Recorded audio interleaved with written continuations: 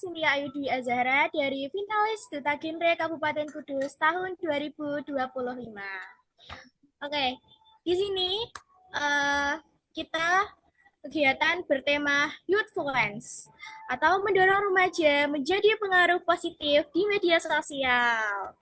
Nah, sebelum kita masuki pembahasan podcast pada malam hari ini, alangkah baiknya kita perkenalan dulu nih sama kakak-kakak cantik ini nih. Boleh Kak, silahkan waktu dan tempat dipersilahkan. Oke, sebelumnya terima kasih Cynthia atas waktu yang diberikan. Perkenalkan teman-teman semuanya, nama aku Kiraina Akil Al-Kamil. Teman-teman di sini cukup sapa aku Kiren. Aku merupakan Duta Genre Kabupaten Tegal tahun 2024. Ya, insya Allah di tahun ini akan maju ke tingkat provinsi mewakili Kabupaten Tegal. Tentunya saya juga dari Kabupaten Tegal, kota Tahu Aci kalau misalnya Cynthia mau tahu. Salam kenal dan terima kasih Cynthia atas kesempatan yang diberikan. Saya sangat excited dengan kegiatan ini dan semangat terus untuk melanjutkan dedikasinya di menjadi finalis Duta Genre Kudus tahun 2025. Semangat. Oke, selamat kenal juga ya Kak. Oke, kita langsung aja ya Kak, bahas ke tema podcast pada malam hari ini. Ya. Oke, sebelum kita membahas yang lebih inti, bagaimana kalau kakak sharing-sharing nih pengalaman kakak di Duta Genre Wah. Kabupaten Tegal tentang cara bagaimana sih kak suara remaja di media sosial dengan konten-konten kakak nih yang di media sosial kan banyak banget ya kak. Boleh di-sharing-sharing nih kak. Waktu dan tempat dipersilahkan kak. Oke, berarti ini aku ceritain pengalamanku dulu kali ya, atau gimana ya? Iya, boleh kak, boleh, boleh, boleh. Oh ya, oke. Em, Jujur aku seneng banget ya. Jadi mungkin dalam kesempatan ini nggak terlalu lama karena mungkin aku juga punya keterbatasan waktu. Jadi Iya, mungkin kita singkat aja kali ya. Oke, boleh, boleh kak, jadi boleh. mungkin perjalananku masuk ke dunia duta gender itu diawali sejak aku duduk di bangku kelas 10. Jadi saat ini aku masih kelas Wow. 11. Oh Teman-teman. iya kak. Oh Ya, my god, keren, keren, keren, keren. masih kelas 11.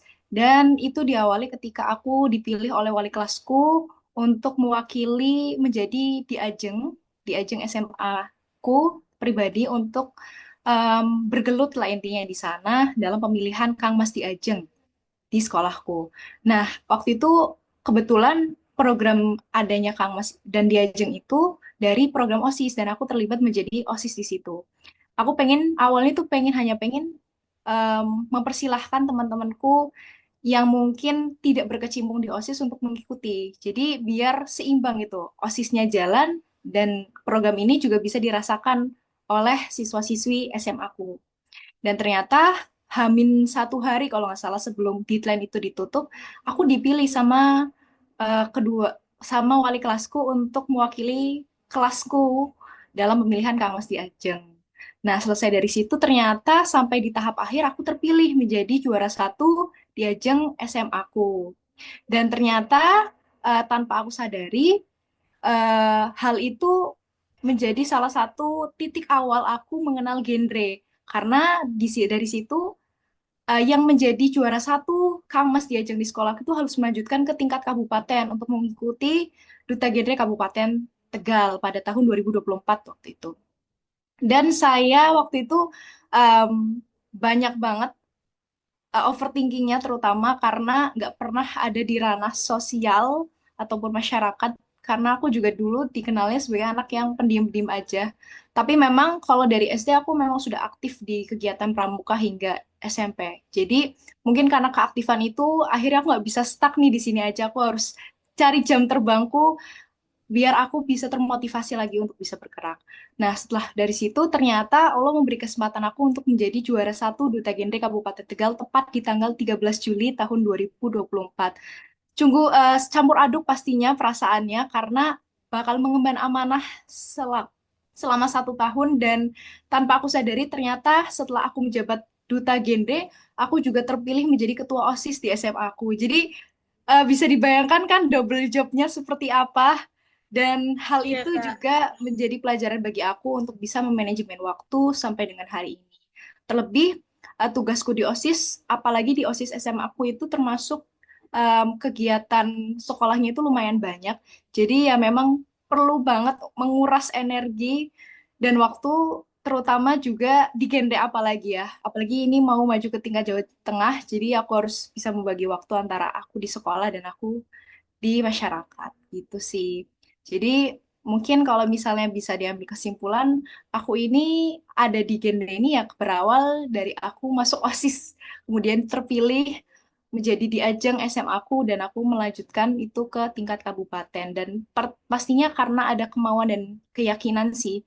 Dan aku tuh selalu mempunyai prinsip lakukan setiap hal walaupun itu mungkin di luar dari kendali kamu, lakukan itu secara maksimal karena aku selalu percaya manjada wajada, siapa yang bersungguh-sungguh pasti akan mendapatkan. Gitu sih Cynthia, mungkin dari aku. Wow, keren banget Kak. Sumpah aku jujur excited banget dengernya Kak. Karena jujur Kak, kayak pengalaman itu kan kayak nggak mudah ya Kak. Karena dari awal sampai sekarang ini kayak, oh my God. Keren banget sih Kak, jujur. Jadi inspirasi banget Kak. Oke, tanpa berlama-lama, kita langsung bahas aja ya Kak tema pada malam hari ini. Boleh, boleh, boleh. Oke, jadi saya ada pertanyaan nih Kak dari saya tentang suara remaja di medsos. Mm-mm. Oke, jadi apa yang kakak rasakan sebagai tantangan terbesar dalam menyuarakan hal positif di tengah banyaknya konten viral yang kurang sehat? Nah, menurut kakak gimana nih kak? Boleh dong kak dijawab? Oke, mungkin Oke, suara aku terdengar nggak ya? Masih masih kak, masih Oh, aman. masih terdengar ya. Jadi Iya. mungkin menanggapi tentang permasalahan remaja ataupun hiup pikuknya remaja di zaman sekarang ya, apalagi kita sudah masuk yang namanya 5.0 digital dan ini sangat mempengaruhi produktivitas remaja. Jadi sebenarnya kalau misalnya kita bisa mengambil data, saya tuh pernah membaca salah satu jurnal bahwasannya memang Indonesia itu menduduki peringkat keempat sebagai negara yang memang tingkat teknologi ataupun pemakaian teknologinya itu tinggi. Dan bisa dikatakan kalau misalnya mencari angka itu sekitar 190 juta remaja yang menggunakan aplikasi sosial media. Mulai dari TikTok, media sosial berupa Instagram, WA, dan lain sebagainya. Hal ini kan pastinya akan menjadi fenomena yang tidak baik ya ketika diteruskan secara terus-menerus, apalagi kita sebagai remaja, generasi berencana dituntut untuk bijak dalam bersosial media. Nah, pastinya fenomena-fenomena negatif itu akan berdampak tidak hanya untuk saat ini, tetapi untuk generasi selanjutnya. Karena kita perlu tahu banyak hal negatif, ya walaupun memang teknologi mengajarkan hal positif ya, jadi meringankan pekerjaan dan lain sebagainya, tetapi ketika orang itu tidak bisa bertanggung jawab atas dirinya sendiri terhadap apa yang digunakan, pastinya kan akan menimbulkan dampak yang negatif juga ke depannya. Jadi memang fenomena-fenomena ini perlu kita tingkatkan lagi, terutama di literasi. Orang itu cenderung melakukan kesalahan karena dia didasari oleh ketidaktahuan. Jadi perlu nih bagi kita sebagai remaja untuk bisa melakukan melakukan KIE ya, ataupun informasi yang memang ditujukan oleh remaja, apalagi kita sebagai remaja nih, sebagai peer counselor perlu untuk bisa mendidik remaja-remaja kita atau generasi berencana kita agar bisa memiliki kebijakan dalam bermedia sosial. Gitu sih Cynthia. Oke, sungguh sangat eh apa ya kak? Eh Sangat ini kak, gitu saya kayak langsung, oh gitu ternyata pandangan diri kak keren. Oke. Eh, Pernahkah kakak merasa ragu untuk menampilkan konten yang mendidik atau inspiratif karena takut tidak diterima oleh audiens? Bagaimana nih kak? Pastinya itu jadi salah satu tantanganku ya sampai saat ini ketika aku mau meng-post atau membuat konten. Bahkan aku mungkin bisa menceritakan ya, ya mungkin kalian hanya bisa melihat itu di layar HP, walaupun kalian nggak bisa mengetahui di balik layar itu seperti apa. Jadi aku tuh salah satu orang yang memang dari SMP itu mengeluhkan yang namanya masalah pereditan. Jadi waktu SMP tuh dulu aku pernah mikir, aku tuh sampai sekarang nggak bisa ngedit. Gimana ya nanti kalau misalnya SMA aku ternyata dituntut untuk bisa ngedit. Dan ternyata genre itu mengajarkan untuk aku untuk bisa memaksa hal yang sekiranya aku tuh kayaknya nggak yakin itu terjadi. Dan aku bisa berlatih itu. Dan sampai dengan sekarang mungkin memang masih ada ya keraguan terhadap konten-kontenku, apakah konten ini akan bermanfaat bagi orang lain. Tetapi prinsip yang selalu aku pegang adalah mulai dulu aja. Ketika kalian cuman mikirin nih di otak aja nggak mengeluarkan dengan aksi, ya sama aja bohong. Jadi ketika kalian punya ide yang baik untuk bisa disalurkan, nggak muluk-muluk kok mengenai permasalahan remaja atau mungkin konten yang berisi tentang makanan bergizi seimbang atau lainnya, itu juga bisa berdampak walaupun itu hanya hal sebagian kecil dari yang kita lakukan. Jadi mungkin prinsip yang aku bisa pegang adalah mulai aja dulu, nggak usah kita lihat hasilnya, karena ketika kita sudah memikirkan hasil terlebih dahulu dan belum melangkah untuk maju ke prosesnya itu ya sia-sia aja. Jadi mulai aja dulu, entah itu hasilnya akan seperti apa, ya nanti pasti akan ada solusinya. Kayak gitu. Oke, kakak tadi kan kayak ada keraguan gitu ya kak. Mungkin ada nggak sih kak tipsnya gitu biar nggak ragu lagi gitu loh. Oke. Mungkin ini aku sambil baca skrip yang udah aku tulis di poin-poin biar nanti lebih Iya, terarah ya, biar iya, aku nggak juga apa-apa gak kak. ke sana-sana. Jadi mungkin tadi tips apa sih yang bisa didapatkan ketika kita... Oh sorry, tadi pertanyaannya apa ya, Cynthia? Tips untuk biar nggak minder kak waktu bikin konten gitu, nggak ragu.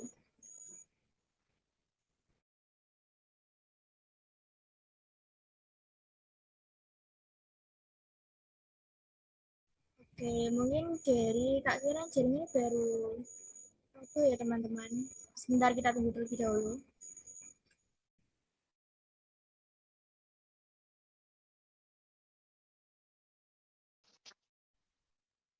Oke, Halo mohon kak maaf ya. Kiran. Tadi deviceku tiba-tiba mati. Iya nggak apa-apa kak, tenang aja kak. Sampai sampai sampai. Oke. Oke, tadi boleh diulang lagi, Cynthia? Oke, jadi gini nih kak, kakak punya tips gak buat teman-teman yang ingin mulai membuat konten tapi masih ada keraguan gitu loh kak. Oke. Oke, sebelumnya terima kasih banyak untuk Cynthia untuk pertanyaan-pertanyaannya. Jadi mungkin kita kan pasti punya tantangan ya setiap kita mau menyuarakan pendapat kita. Dan pastinya itu hasil yang ingin kita tampilkan itu harus berdasarkan data yang faktual ataupun jelas. Jadi mungkin tipsnya dari aku yang bisa aku sampaikan kepada remaja-remaja nih, terutama agar gak minder. Yang pertama adalah pastikan pengetahuan kalian itu mumpuni sebelum kalian menjelaskan permasalahan apa yang kalian ingin ungkit eh, di konten tersebut. Jadi saya itu pasti yakin anak-anak yang punya rasa minder itu didasari oleh ketidaktahuan. Sebenarnya aku tuh pengen ngapain sih? Sebenarnya apa sih ilmu yang pengen aku sampaikan ke masyarakat? Karena kita nggak pernah punya fondasi yang kuat terhadap pengetahuan itu.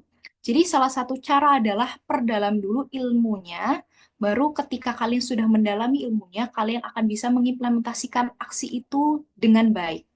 Jadi minder itu sebenarnya hal yang wajar ya. Aku pun pernah merasakan hal itu. Tetapi salah satu kesan buruk ketika kita minder itu berarti kita sudah kalah terlebih dahulu nih sebelum kita mulai.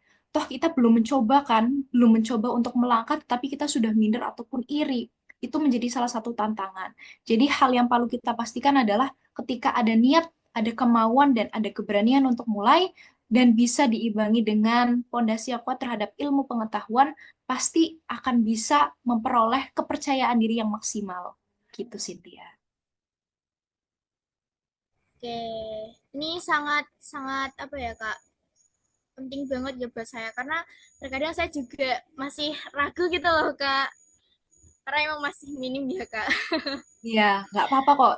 Setiap orang itu punya jam terbangnya masing-masing dan pas Iya selalu bener ingat kak. ya, setiap orang itu ada masanya dan setiap masa pasti ada orangnya. Jadi semua itu Siap kak. pasti berproses, tinggal dijalanin aja dulu.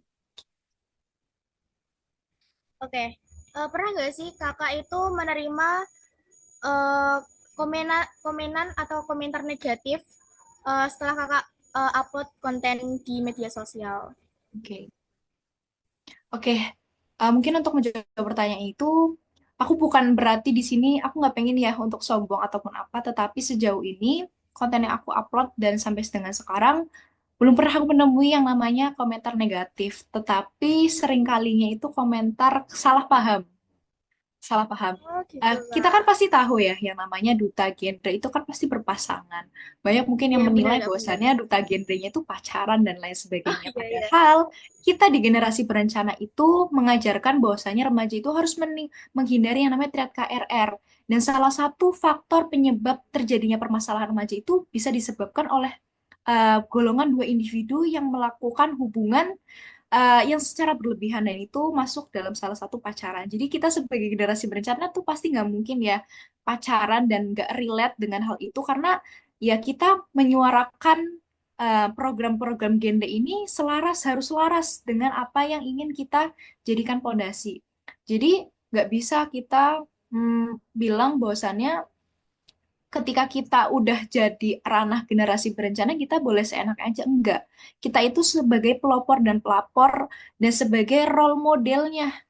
Kita itu dicontoh loh sama remaja-remaja, terutama di kabupaten dan kota. Ketika remaja role modelnya aja nggak bisa menampilkan yang terbaik, dengan kualitas yang baik, gimana nanti untuk remaja-remaja di bawahnya. Jadi sejauh ini belum pernah dan jangan pernah sih. Tinggal kita menyikapi aja dengan baik dan benar seperti itu. Oke, mungkin tadi kan ada kesalahpahaman gitu ya Kak. Yes. Eh, Tipsnya gimana sih Kak biar tetap bersikap tenang dan tidak reaktif saat menghadapi situasi seperti itu? Oke. Em, Gimana caranya agar kita bisa bersikap tenang ya? Sikap tenang itu didasari oleh em, keseimbangan psikologis kita sebenarnya. Jadi, kalau aku itu tipikal ketika aku menghadapi sebuah masalah, cara yang selalu aku cari tahu adalah menelaah dulu. Jadi jangan sampai kita itu ketemu satu masalah, kita langsung ngejudge, oh masalahnya ini gara-gara ini, masalah ini gara-gara itu. Kalau aku tuh tipikal orang yang selalu menelaah terlebih dahulu. Jadi sebenarnya dari apa yang terjadi itu ada nggak sih kesalahan yang aku perbuat? Ada nggak sih kesalahan yang pernah mereka lakukan? Jadi itu menjadi salah satu fondasi bagi aku sih untuk bisa menjaga ketenangan dalam diri aku. Dan aku selalu juga punya prinsip bahwasanya ketika aku nggak merasa itu hal salah, nggak perlulah kita untuk klarifikasi karena ya orang hanya tahu di layar layar HP, nggak tahu di balik layar itu seperti apa. Seperti itu sih Cynthia. Oke, terkadang kan kita ada nih Kak yang kayak eh, aduh kok kayak gini ya komenannya atau salah Hmm, paham terus jadi kita kayak down kayak gak mau bikin konten tuh kadang kayak gimana gitu kak jadi ada ya, tipsnya nggak kak? oke. Mungkin kalau misalnya tiba-tiba melihat kali ya komentar yang kayaknya, aduh, nusuk banget ke hati gitu Iya kan. bener kak. Kadang, oh, Cynthia pernah pasti ngalamin kayak gitu ya. Mungkin enggak sih kak cuma kayak pernah kan lihat kayak medsos gitu kan jadi ada pernah Hmm. kayak komentar negatif terus kayak ngerasa duh kalau misal aku jadi dia gimana ya gitu Oke. Berarti karena aku Cynthia juga ini, ikut merasakan gitu kak. oke. Berarti rasa empati dan simpati Cynthia ini gede nih sama teman-teman. Good job. Nah, mungkin Makasih kak.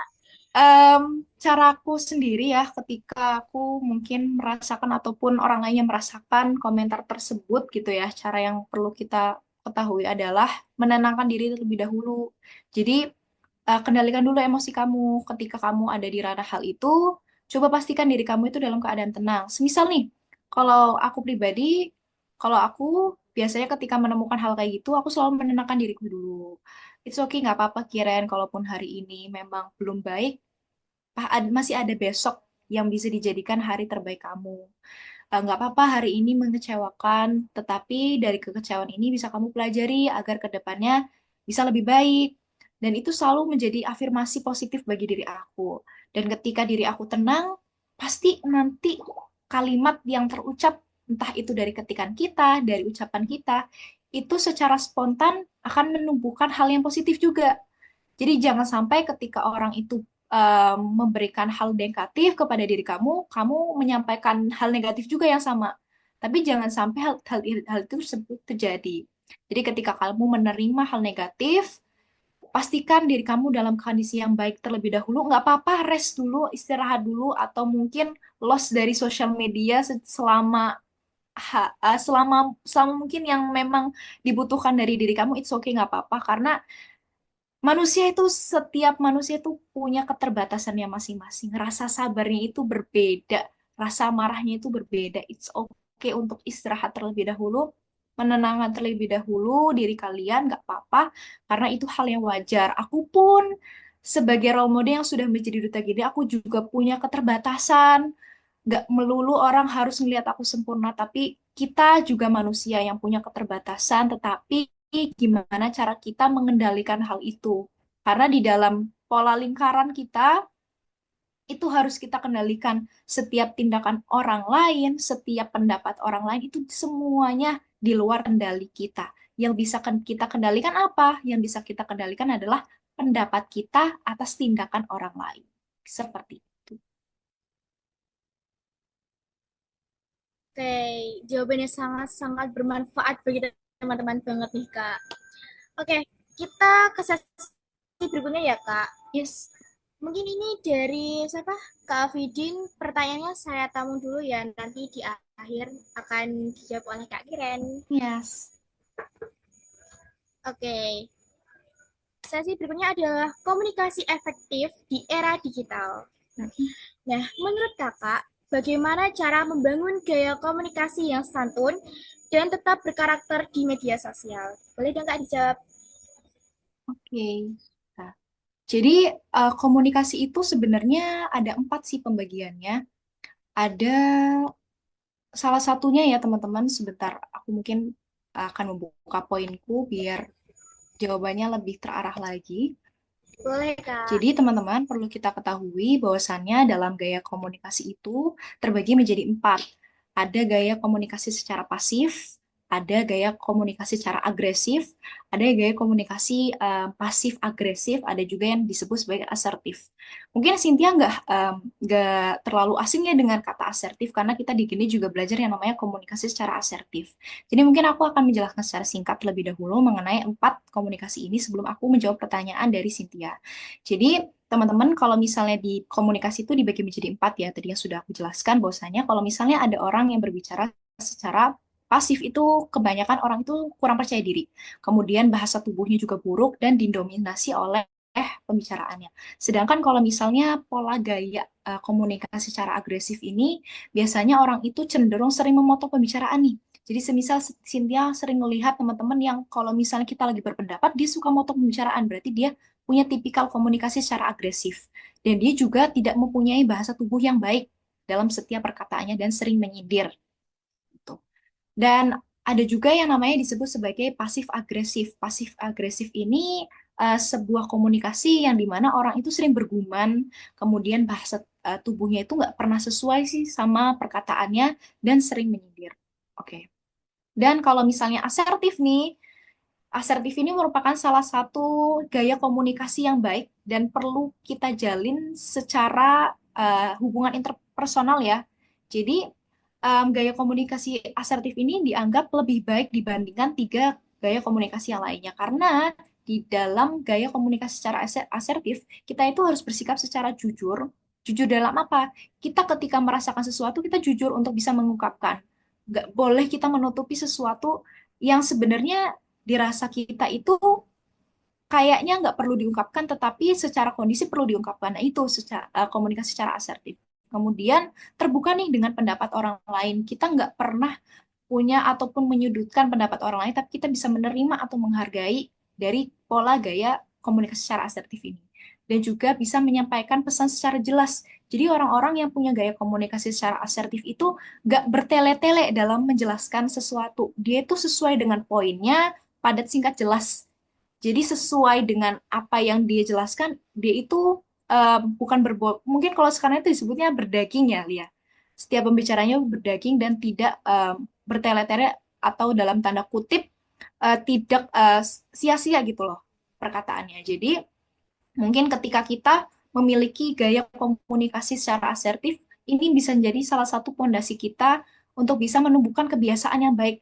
Dan saya tuh juga percaya bahwasanya ketika orang itu sudah baik secara komunikasi, entah itu komunikasi secara eh, mungkin sosial media ya, atau secara tatap muka, itu akan mengalir karena dia punya kebiasaan yang baik terhadap komunikasinya. Jadi cara yang paling tepat adalah bukan menjadi diri yang penuh dengan pencitraan. Kan kadang ada ya orang yang di balik layar sebenarnya nggak baik-baik amat, tapi ternyata selalu memberikan hal yang positif ketika di layar HP. Tetapi ketika itu diimbangi dengan komunikasi kita nih, dengan hubungan interpersonal kita baik, dengan menerapkan gaya komunikasi secara asertif, entah itu jujur, kemudian perkataannya tidak bertele-tele dan jelas, pasti itu akan selaras dan seimbang ketika dia dihadapkan diri di sosial media gitu. Karena dia punya pengetahuan dan batasan terhadap pola komunikasinya. Gitu, Cynthia. Oke, jadi teman-teman tadi masih ingat kan komunikasi itu dibagi menjadi 4. Jangan lupa ya. Oke, ini kan dari Kak Fira sudah menjelaskan nih Kak, komunikasi Ya. ada beberapa itu kan. Nah, sekarang kita mengarah ke sesi aksi nyata. Nah, Hmm. menurut Kakak, aksi sederhana apa yang bisa kita mulai hari ini agar media sosial lebih sehat dan bermanfaat? Mungkin dari pengalaman Kak Kiran bisa diceritakan. Boleh, Kak? Oke. Aksi nyata yang bisa dilakukan agar media sosial kita menjadi positif gitu kali ya. Iya. Yeah. Ya. Mungkin aksi nyata yang bisa dilakukan adalah sebenarnya kalau misalnya memulai sesuatu itu, setiap kita ingin memulai sesuatu itu, pastikan kita itu selesai pada diri kita sendiri. Jadi kebanyakan tuh orang ketika memulai sesuatu itu dia nggak selesai sama dirinya sendiri. Dia nggak mengetahui nih kekurangan atau kelebihannya. Ketika seseorang itu mempunyai bukan bukan kelebihan tetapi bisa mengenali diri mereka sendiri, entah itu dari kekurangan, kelebihan, pastinya dia akan mempunyai batasan tertentu terhadap segala kegiatan dan itu termasuk dengan aksi. Ketika kalian punya rasa empati sebenarnya. Jadi setiap orang itu tergerak dari rasa empati dan simpatinya kepada lingkungan sekitar. Ketika kalian sudah bisa menumbuhkan nih rasa simpati dan empati kalian terhadap permasalahan remaja, pastinya akan memberikan dampak yang positif juga terhadap pola pikir kalian. Karena mindset yang kalian tanam itu sudah baik. Kalian sudah bisa memberikan rasa simpati kalian terhadap lingkungan. Kalian itu berempati terhadap permasalahan remaja dan hati kalian itu pasti tergerak untuk bisa melakukan sesuatu.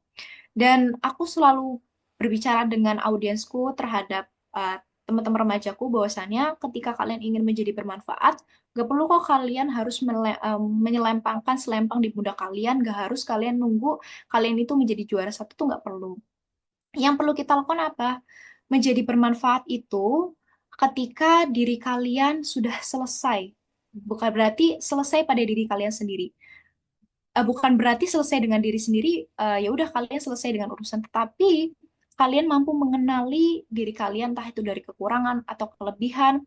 Karena Cynthia, percaya atau tidak percaya, satu orang itu bisa memberikan dampak negatif ketika sedang mendapatkan permasalahan. Jadi bayangkan, dari satu orang itu bisa menimbulkan beribu masalah ketika dia tidak bisa memberikan apa ya, mungkin nggak bisa menjaga nih atau mengendalikan diri diri mereka.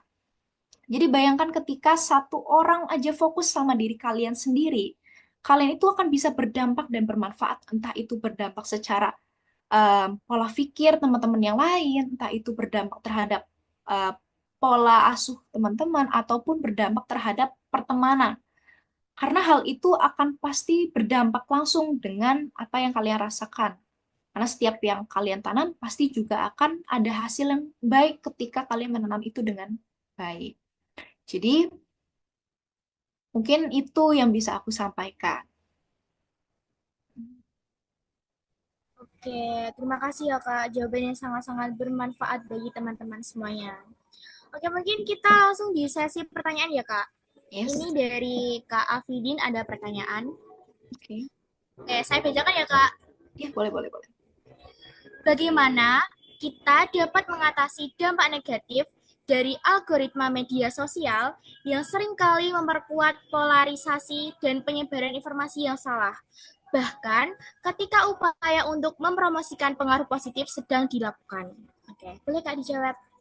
Oke, sebentar ya. Aku mungkin paham dulu kali ya pertanyaan. Oke, iya, boleh-boleh Kak.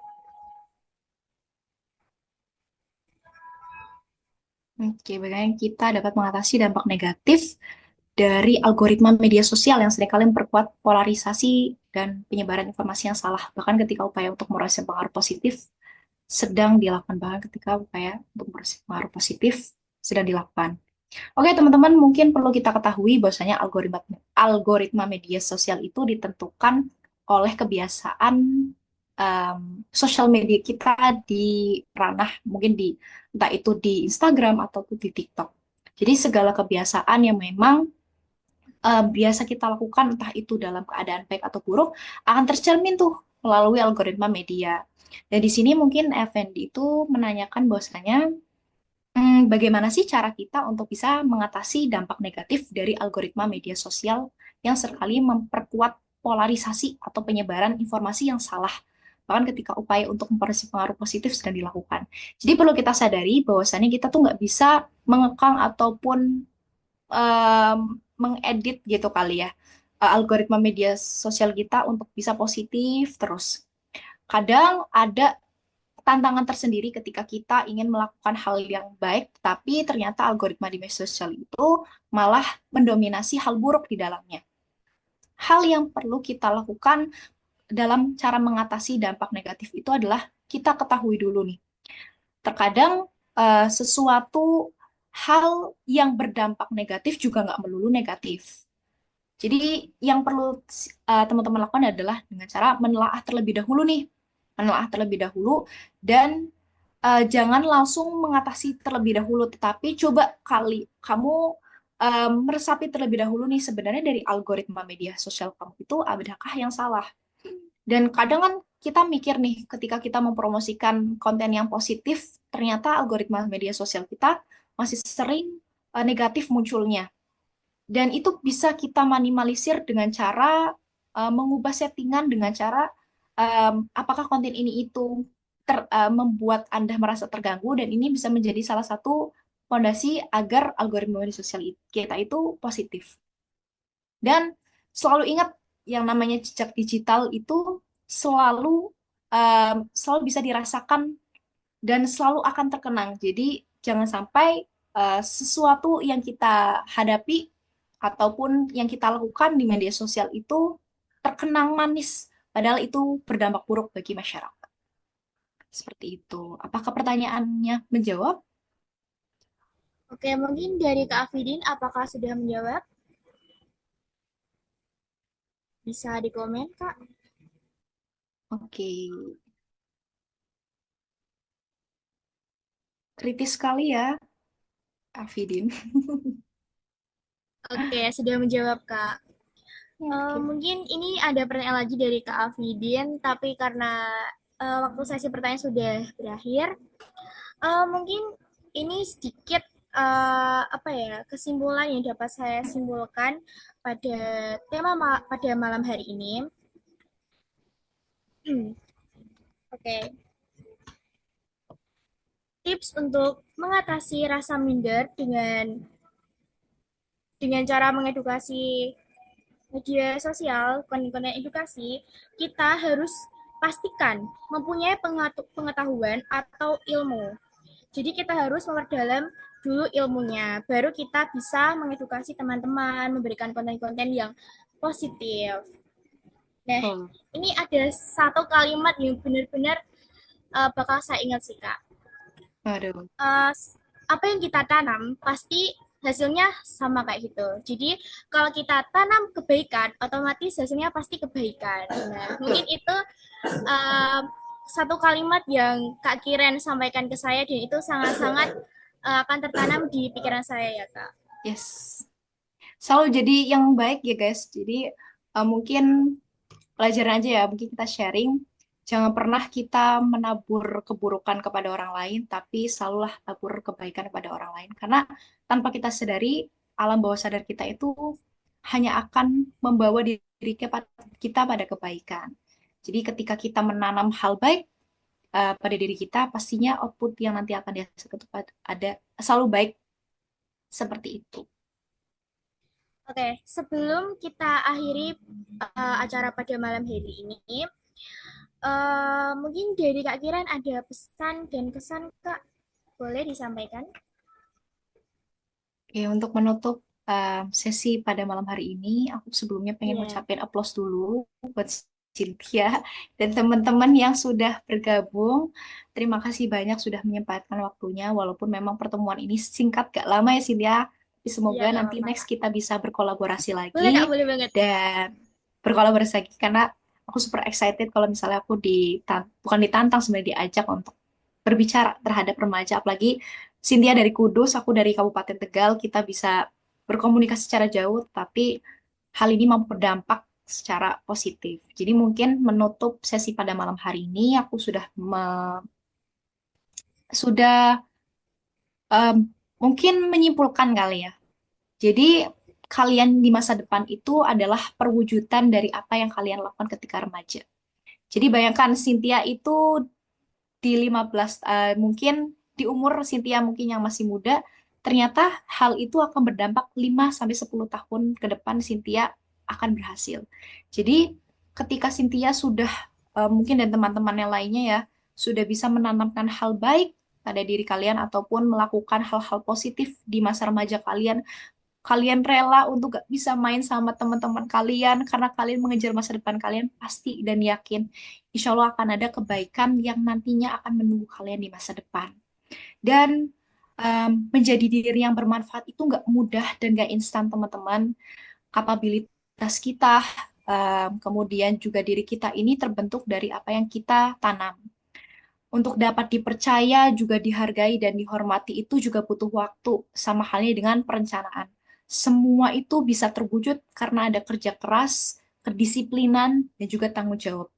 Kita ini di sini tuh punya peran untuk bisa berdedikasi dan terus berusaha, terus bermimpi dan terus belajar karena sepanjang perjalanan kita hidup kita ini sebenarnya yang kita cari di dunia dunia itu sebenarnya hanya memperlihatkan sebagian kecil dari kedahsyatannya. Yang perlu kita cari adalah bekal apa yang perlu kita cari agar kita nantinya bisa mengambil hasil yang kita tanam dari apa yang kita tuai. Seperti itu. Dan mungkin menutup dari perjumpaan kita pada malam hari ini, tetap menjadi versi diri kalian sendiri dan selalu kelola bahwasannya setiap orang itu punya keterbatasannya masing-masing. Dan selalu ingat ketika Cynthia ataupun teman-teman yang lainnya sudah melangkah lebih dulu, lakukan itu secara maksimal.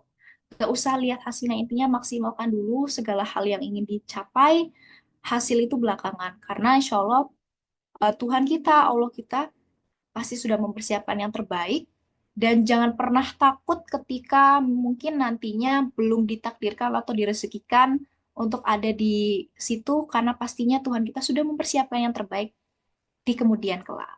Dan ingat juga seperti tadi yang sudah aku sampaikan, bahwasanya setiap masa itu ada orangnya dan setiap orang itu ada masanya dan setiap masanya pasti ada orangnya. Jadi semua itu berproses. Seperti itu. Oke, terima kasih banyak ya Kak atas kesan dan pesan dari Kak Kiran. Mungkin dari Ya, teman-teman bisa ya eh, ditanamkan di pikiran kalian. Setiap masa ada orangnya. Setiap masa ada orang juga. setiap orang ada Oke. masanya, setiap Oh masa iya, ada oke. orangnya. Itu ya Oke, betul. maaf ribet ya Kak. Cek nggak apa-apa. Oke, sebelum kita mengakhiri acara pada malam hari ini, alangkah terlebih baiknya kita foto dulu ya Kak. Boleh, boleh sekali. Oke, Kindri. Oh, boleh sambil deh.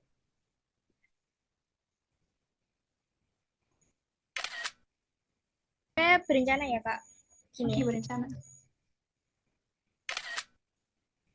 Oke, sekarang formal aja gak sih Kak? Oh, boleh. Biasa aja, oke.